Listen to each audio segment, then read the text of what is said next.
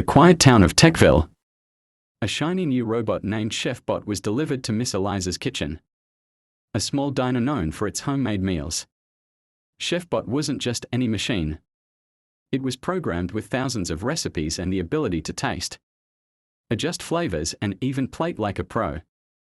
But there was one problem: ChefBot had never cooked a real meal before. On its first day, Eliza tapped its touchscreen. Let's start with something simple: mac and cheese.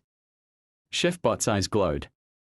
It wheeled over to the pantry, selected ingredients with perfect precision, and started cooking.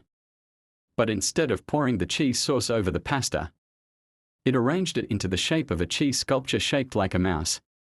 Artistic, but not quite what I meant, Eliza said, laughing. Determined to improve, ChefBot learned fast. It watched Eliza's techniques,